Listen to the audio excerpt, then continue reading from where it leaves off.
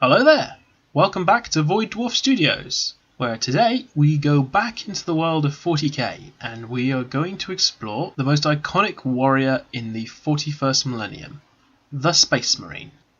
Now, because I want to try and cover as much as I can, and quite frankly, if I was to tell you absolutely everything I could about a Space Marine in one video, we would be here for hours. Not even kidding. Literally hours. There is so much information to take apart here. I've decided to break this video up into 3 pieces.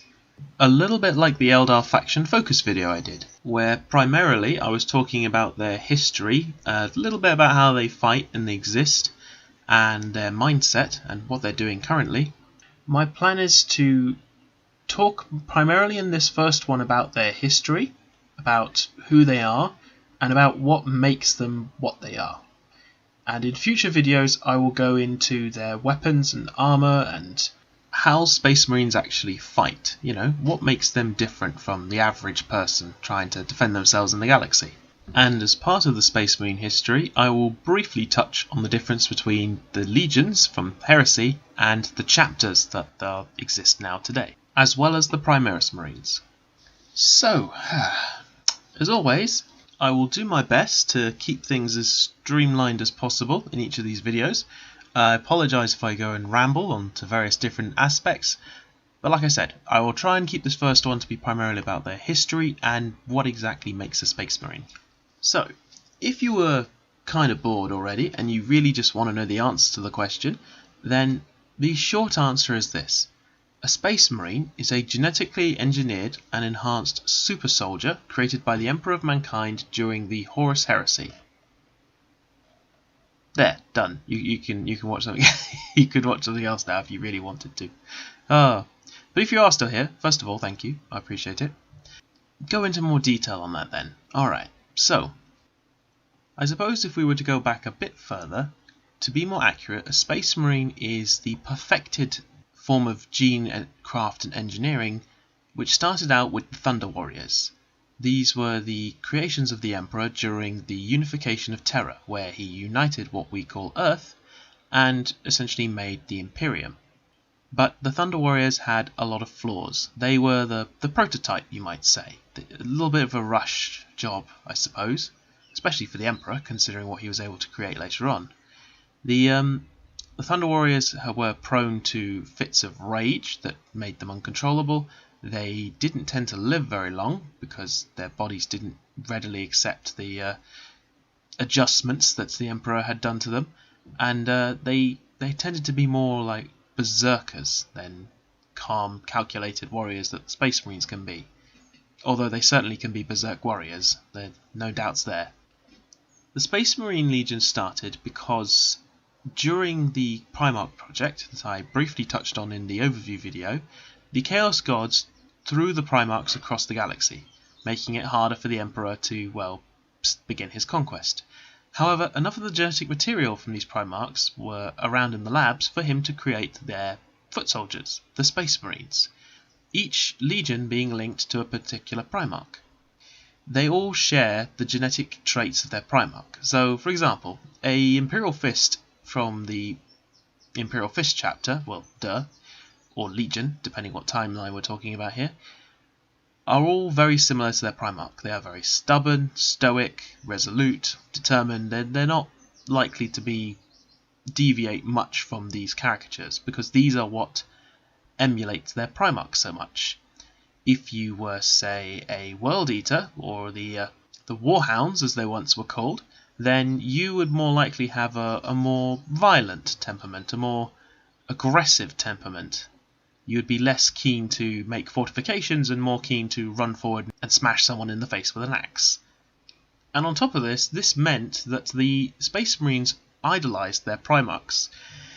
They wanted to be as much of their Primarch as they could. They always wanted to try and emulate their father as much as they could. They just wanted to make Daddy proud, and by extension make the Emperor proud.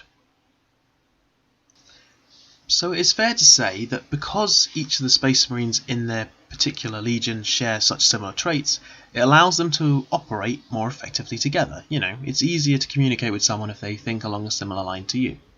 This by no means means that each Space Marine is a clone or identical to each other, it just means that they have very similar traits that allows them to operate more effectively. And this was one of the things that made a Space Marine Legion such a terrifying fighting force. Because you had ridiculously strong, powerful, and tough, once you stick them in power armor, warriors who are more than capable and happy to rip your head off and carry on walking through gunfire smiling. And to make matters worse for you, in case you get any bright ideas and maybe thinking you could outsmart the Space Marines, no, it's just not happening. Space Marines are by no extensions stupid in any way, shape or form. They can be consumed by a battle lust, depending on which legion you're fighting, but you are unlikely to outsmart a Space Marine Legion, and even if you do, there's not much you can do against them. There were literally no other forces in the galaxy that were as powerful as a Space Marine Legion. It just didn't exist. There were a couple Xenos races that could put up a fight, such as the creatures on the planet Murder, which the Emperor's Children and Blood Angels and Sons of Horus found out much to their fun, but on the whole there really wasn't anything that could stand up to this level of toughness, strategic thinking and brutality that a Space Marine can achieve. I suppose we should talk about how a normal human gets to a Space Marine. Well, typically speaking, and I do mean typically, I'm going to have to generalize a little here, as Space Marine chapters and the original legions recruited in different ways. So, generally speaking, a Space Marine neophyte, aspirant, or recruit was put through rigorous physical and mental training.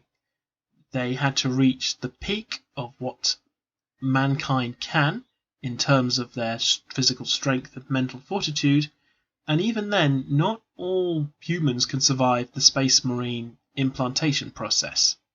The ages of recruitment can vary, but sometimes it's as young as 12 or as old as 19 to 20.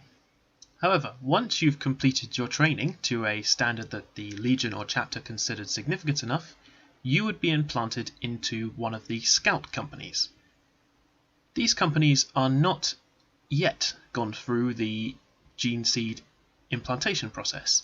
They are very strong, very tough humans, but they are still humans, and they were basically learning the ropes in the scout company. Typically their sergeant might be a senior Space Marine or a scout of some seniority, but during this position they are going to fulfill scouting and reconnaissance roles, keeping them away from the worst of the fighting, but at the same time giving them some experience. There are of course other chapters that do it differently, such as the Black Templars, who basically have their neophyte work directly alongside a battle brother and learn from him directly, being in the thick of the fighting where they feel it is most appropriate. But as I'm trying to generalise here, most Space Marine chapters keep a 10th company that is primarily for scouts. These are where people will learn the ropes and eventually, once they are deemed worthy, can potentially upgrade to a Space Marine, or at least be given the option, the chance. If they refuse, they get killed, because clearly they aren't aware of the honour they're being bestowed. Heck, a large number of humans don't even survive the training process to even get to the point of implantation. This is not a anyone can join, only the best of the best of the best get even the slightest chance of being a Space Marine, and even then, the odds aren't really in your favour. Typically speaking, the younger you are, the more likely you will be to survive the implantations. The older you are, obviously, the body is not going to accept them and be less likely to survive. A Space Marine has 19 organs created by the original creator, the Emperor, which allow him to function far beyond any normal human could ever do. Now, before I pronounce some of these various organs' names, I do apologise if I get this wrong, as Yeah, some of these names are a little bit tricky to wrap your tongue around. First up, they have a secondary heart, which helps a space marine boost his blood supply, and if on the off chance their original heart is destroyed, the second one can properly take over. And in addition to this, it allows a space marine to survive more readily in low oxygen environments and traumatic injuries. Bonus. This is normally the first phase of implantation for any space marine, as if the recruit isn't going to adjust to the secondary heart, then they'll probably just kill the recruit, take the heart back and try again with someone else. Yeah, there are no second chances at the implantation process. It's normally you get one try and that's it. Next, we have an organ called the osmodula. The purpose of this implant is to stimulate bone growth and create a denser skeleton, as well as fusing the rib cage together in order to protect the organs. So effectively, the space marine on his chest has a solid wall of bone, thickened, strengthened. Yeah, you're not going to be able to poke any slim, sharp objects between the ribs, because it has no ribs, it's just a solid wall of bone. The biscopia, which is an organ that releases muscle-building hormones, which obviously, more muscle-building hormones equals more muscle, so the space marine's strength is greatly amplified to superhuman levels. And when I say superhuman strength, based on the various novels, codexes and bits of artwork, a space marine can reliably, in power armor, lift a minimum of a ton, which is, that's pretty damn impressive. And some space marines have lifted considerably more. This is one of the organs that I'm going to struggle to pronounce. The Haemastamen, or Haemastamen? It's weird. Haemastamen. I'm going to stick with Haemastamen.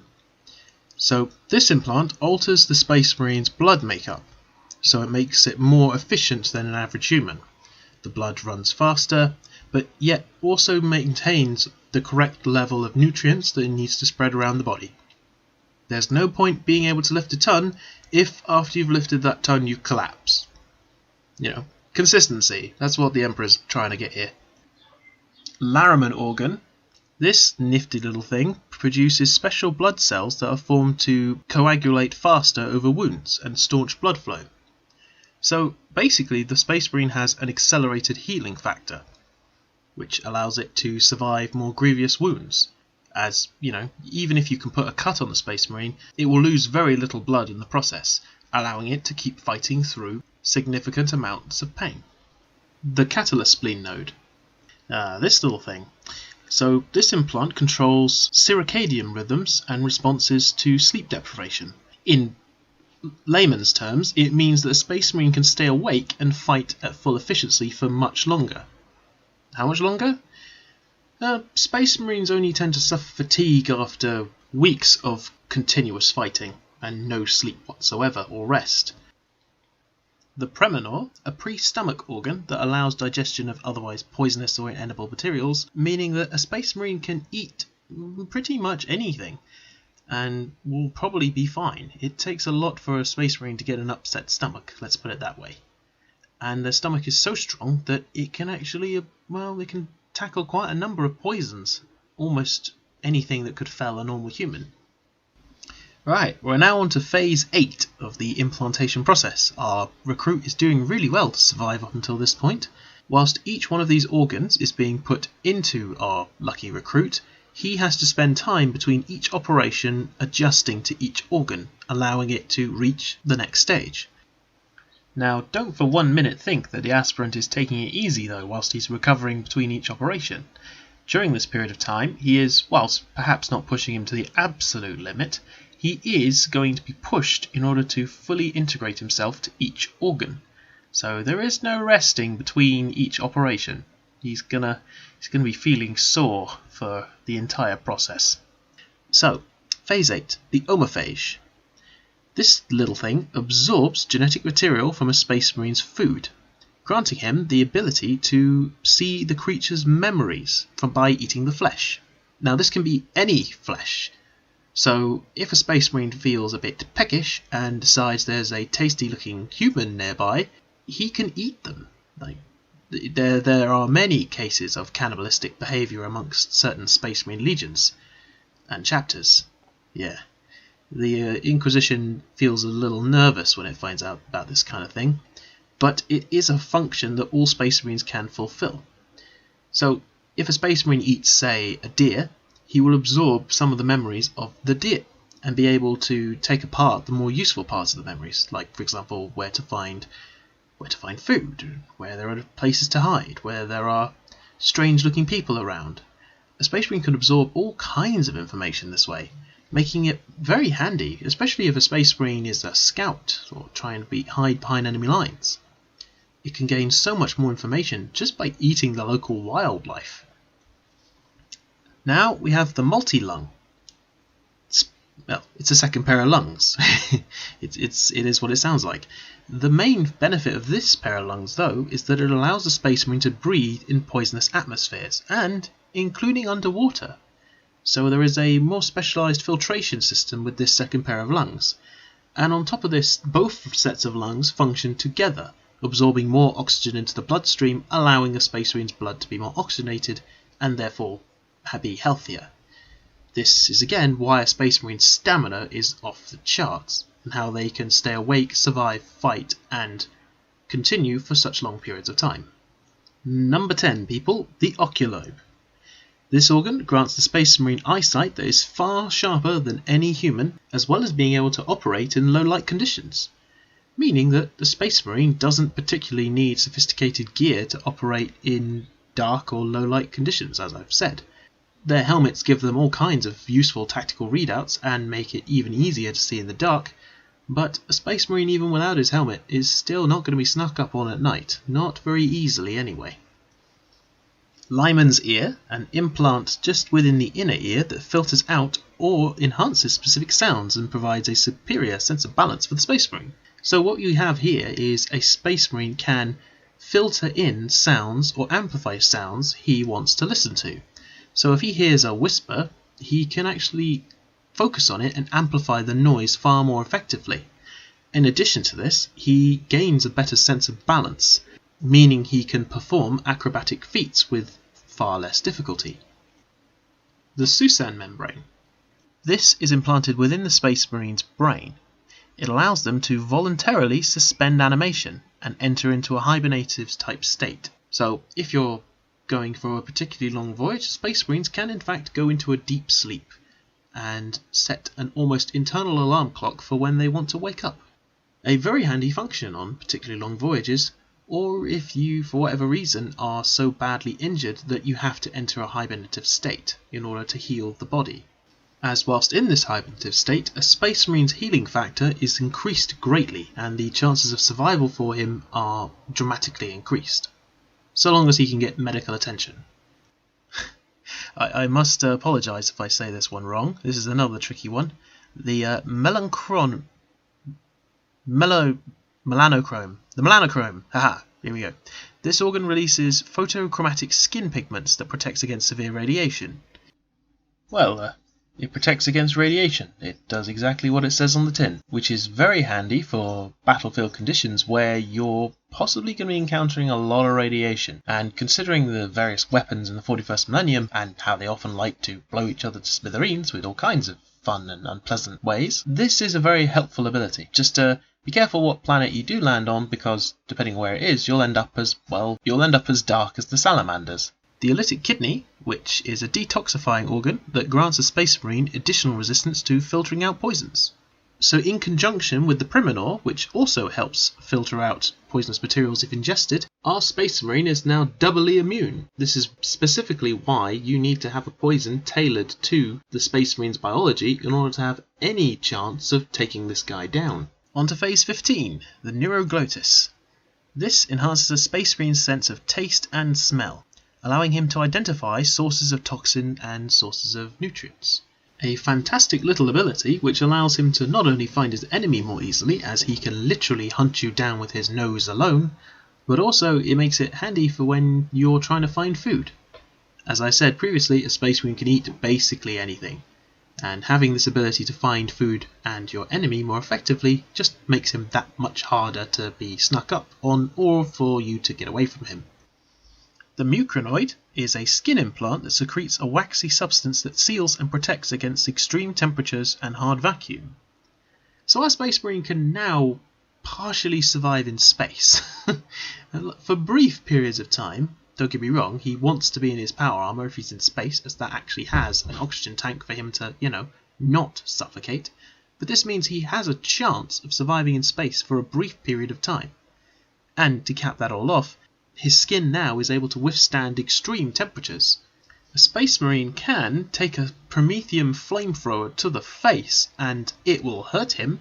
It will really hurt him, but you better run if you... Well, if you're not a Space Marine, running's probably a bit pointless.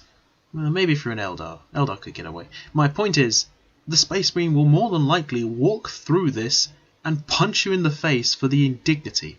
Now on to one of my favourites. The Belcher's gland.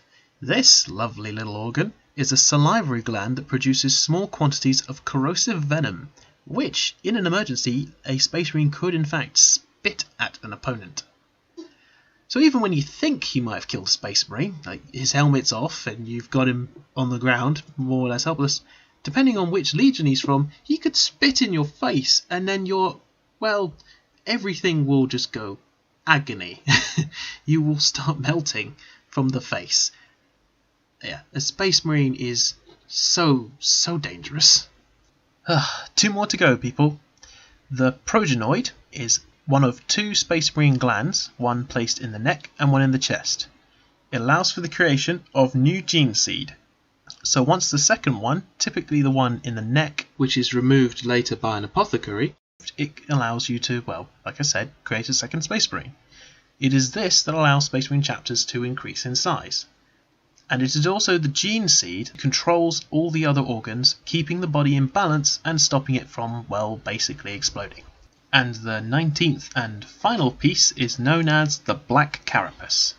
This is the last and arguably the most important component when it comes to their armour, because the Black Carapace is what allows a Space Marine to move in ceramite power armour with fluid-like motion. Power armour without the Black Carapace is ludicrously heavy and bulky, and though it does have various servo muscles to help it move more easily, with the Black Carapace it effectively becomes like a second skin.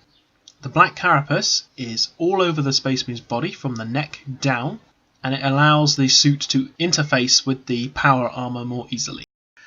Whew, okay, that's the end of the implantation process. Our little recruit has gone through the horrors of the various new transformations he's been going through, and is now a fully fledged battle brother of the Legionnaires Astartes, and is ready to go and kill things in the galaxy. But what is a Space Marine without his power armour? Let's have a little chat about that. There are many different forms of power armour, depending upon the period of history, as power armour kept improving over time. Well, to a certain point. Once the Imperium of Man started to crumble after the Emperor died, new innovations became fewer and fewer. But, on the whole, power armour shares a lot of similarities with each mark.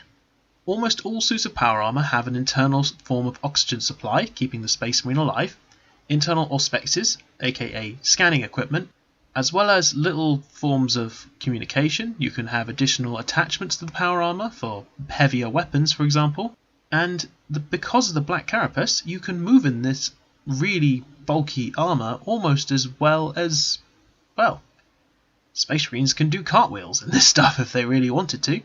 It is surprisingly flexible despite the weight, although as I've said, this is only possible because of the Black Carapace.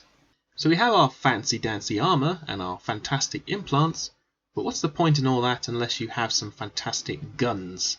Let's see what Space Marine can load out with. And our standard armament for a Space Marine would be the bolt gun. I won't go into too much detail into it here, but basically it is a rapid-firing grenade launcher with ballistic rounds. It's a beautiful piece of work, and it makes massive holes in almost everything it hits. And typically speaking, a Space Marine will be armed with either a combat knife, which for a Space Marine is a knife. For a human, it's a sword. It's pretty chunky. And or a bolt pistol and chainsword, their favourite form of close combat weapon. And possibly a weapon as iconic as the Space Marine himself. It makes a lot of mess, it's fantastic against armour and flesh, and it only really struggles against particularly thick armour, which the 40k universe is full of. So, we have talked about what a Space Marine is. We have given a general overview of what he is expected to go through to get there, as well as the armour and weapons. But I think before we move on, I need to quickly mention the psychological training. A Space Marine is essentially trained from inception to believe that he is the most powerful being in the galaxy. That there is nothing that he cannot face, that he is without fear, that there is no enemy that is too powerful for him. This kind of psycho-indoctrination, over years and years and years, creates a human that is, they can be quite arrogant, let's put it that way. But at the same time, they are firmly in belief in the justice and righteousness of their cause. They are the Emperor's vengeance, his holy wrath. They are his will made manifest. And thanks to the psychological training that I previously mentioned, effectively they are attached to large machines, cogitator type machines, that download information into their brains, which allows a Space Marine to have a vast amount of knowledge, although not a lot of practical application yet. It's a bit like having the ability to know how to make something, but you've never done it before, so you might not necessarily get it right. But that's all part of the training process. As I said, thanks to the psychological process that allows a Space Marine to be firmly in the belief that he is effectively immortal, that it makes a warrior who is very, very difficult to persuade to run. And they also have, over the years, begun to worship the Emperor, depending upon the chapter. Some still hold on to the imperial truth, in that the Emperor wasn't a god, he was just a fantastically powerful human, but many Space Marine chapters do follow the Ecclesiarchy's beliefs that he is a god, or in the very least they worship the Emperor in their own way. But in the Horus Heresy there were no such delusions, unless we're talking about the word bearers.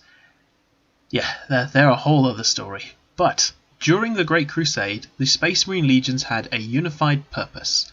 Their job was to unite the galaxy under human rule and push back the Xenos, reconquer the galaxy, find out what happened to their lost colonies, and reintegrate them into the Imperium, as well as being instrumental in the Emperor's greater plan in removing chaos from the galaxy by preventing all forms of worship, thus preventing the Chaos Gods from gaining sustenance from their believers. There were initially 20 legions. Whilst we do not know for certain the exact average size of a legion, as they varied quite wildly, the minimum were several thousand battle brothers, not including technical staff, vehicles, all that kind of thing.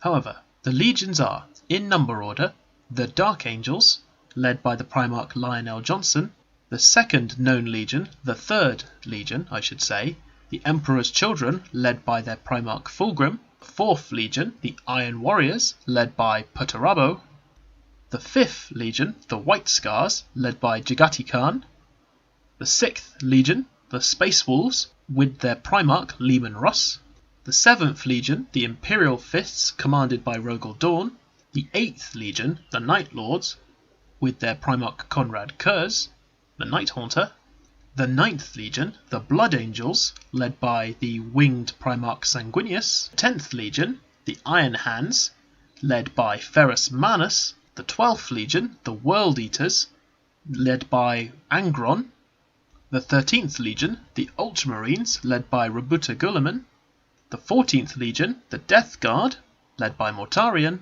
the 15th legion, the Thousand Sons, led by Magnus the Red, the 16th legion, the Sons of Horus, led by Horus Lupercal, the 17th Legion, led by Logarian Aurelian, the Word Bearers, the 18th Legion, the Salamanders, led by their Primarch Vulcan, the 19th Legion are the Raven Guard, who were commanded by Corvus Corax, and the final known Legion, the Alpha Legion, number 20, led by Alpharius and Omegon. Yeah, that's a lot of legions. And to discuss each and every single one of them in one video, this video will be hours long. Each one of these legions is its unique entity. If you put an Emperor's Children next to, say, a Word Bearer, they probably wouldn't get on, and they would be worlds apart. If you put a Space Wolf next to an Alpha Legion, again, worlds apart in their mentalities, their views on warfare, and just how they fight and how they interact with the world around them. So I'm going to spend an episode at least for each one of the original legions. If you have a particular favourite, then put a like down below. Personally, I've always been a big fan of the Iron Hands and the Emperor's Children, but I have a soft spot for most of the other legions as well. So, the story. With the Emperor's legions created, he went forth to conquer the galaxy, and he managed to eventually find each one of the Primarchs who integrated into their legion. Some easier than others. For example, Angron murdered most of his legion who tried to talk to him, as he was in a bit of a foul mood at the time and didn't really want anything to do with his sons. That left a bit of a bitter taste in many of the Space Marines' mouths, whereas the Space Wolves, or the Salamanders, got on famously with their Primarch, as well as the Emperor's Children, or at least in the beginning of the Emperor's Children. However, as mentioned in the overview video, Horus eventually, through, I wouldn't say he was necessarily lied to by the Chaos Gods, he was shown a kind of truth. If I can borrow a bit of Obi-Wan here, he was shown a certain point of view of what the future might be for the 40k universe. And so, Horus turned, and several of the legions turned with him. Those who joined Horus, each for their own various reasons, some tricked, some willing, some just wanting to enjoy more death and destruction. They were the World Eaters, the Word Bearers, the Emperor's Children, the Alpha Legion, although that's a bit of an iffy one, but I'll go into that on their own video. The Sons of Horus, of course, under their command of Horus Lupercal, the Night Lords, the Thousand Sons, the Iron Warriors, and the Death Guard. I won't go into too much detail on the war, as it was quite a long war, lasting several years with many engagements. But the most important ones were the Isstvan III massacre, where the traitor legions used the planet of Isstvan III as a means of disposing of any loyalist elements within their ranks, and the Drop Site massacre on Isstvan V, where Horus, along with the traitors, managed to lay a trap for the loyalists and decimated 3 of the legions, including the Raven Guard, the Salamanders, and the Iron Hands, leaving them effectively, unable to properly engage them for the rest of the war, as their Primarchs were either dead, lost, or captured, and meant the traitors could effectively assault Terra without anyone in the way, and meant that they could essentially assault Terra that was only defended by the Blood Angels, the Imperial Fists, and the White Scars. Now, again, as I've said in the overview video, Horus eventually was defeated, having to make a rushed decision knowing that the Dark Angels, Ultramarines and Space Wolves were closing in on behind him with their full force, wanting to end the siege once and for all, prompting Horus to allow the Emperor to beam onto his ship, which unfortunately ended with the Emperor crippled, but at least Horus was dead, meaning that the traitors fled into the Eye of Terror. From this point on, the Loyalists were split because of the Codex Astartes.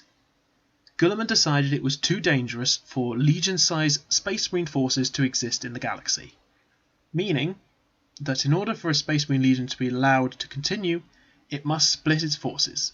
From this point on, every Space Marine Legion was split into what are now known as chapters. Each chapter was allowed a maximum of 1,000 Battle Brothers. This Guilliman deemed was more than enough strength and firepower to overcome the majority of threats in the galaxy. And if there was a threat that the single chapter couldn't overcome, they were to call in additional chapters for support. Whilst this did make it harder for chapters to turn to chaos en masse, meaning that the Imperium are more capable of surviving civil war in the future, it did mean that the Imperium's forces were weakened as they became spread, and each chapter gained its own identity, with possibly the exception of the Imperial Fists with their Last War protocol, but I will get into that little nugget in a separate video when I talk about the Imperial Fists. So this continued for thousands of years, the Space Marine chapters defending the Imperium as best they could, answering distress calls or going on crusades, generally trying to do their best to keep chaos back, and, boot the occasional Xenos that tries to enter the galaxy.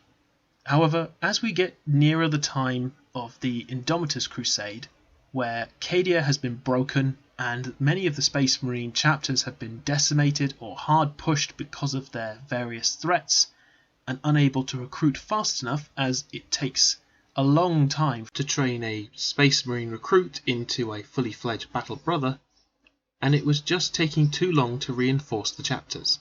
The Primaris Marines came into effect. Guilliman had a secret project with Belisarius Krall before he was, stabbed by Fulgrim and ended up in stasis, so he didn't really tell anyone about this particular project. Which is probably good, because the Emperor wouldn't have been very happy with Guilliman tinkering with his toys. He only gave Corvus Corax the privilege, when his Raven Guard Legion were decimated, with permission. And I don't think Guilliman sought permission from the Emperor. Anyway, though, the Primaris Marines were there to plug the gap, for when the Space Marine chapters were hard pressed, there were fresh recruits in the forms of the Primaris Marines. The original recruits for the Primaris project were, they were actually Space Marines from the original Loyalist Legions. Whilst Guilliman did give Belisarius Krall gene stock from every legion, forbidding him to use the Traitor Legion, although it's entirely possible he may have tinkered with that too, we've yet to find out, but there are hints that he may have done this. But the original recruits were Space Marine Legionnaires from the Horus Heresy, meaning that they do possess all the organs from the initial Space Marine implantation and some of their experience.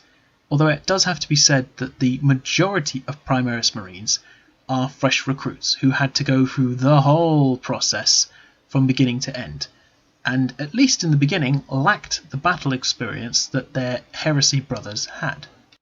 A Primaris Marine has 3 additional organs over the original ones placed in our original flavour Space Marine: the Sinew Coils, the Magnificant, and the Belisarius Furnace. The Sinew Coils are reinforced metal coiled cables within the Space Marine's muscles. These add an additional armour of defence, as well as making the Space Marine's strength vastly increase. Magnificant is a small thumbnail-sized lobe that is inserted into the Space Marine's brain cortex.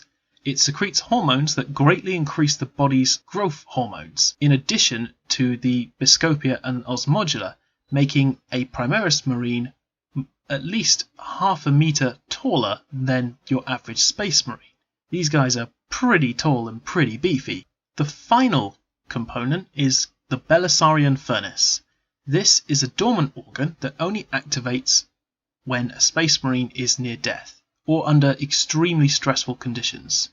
It is connected to both the Space Marine's hearts, and what it does is it pumps out a huge cocktail of stimulants and combat drugs that essentially allow the Space Marine to regrow tissue, bone and muscle.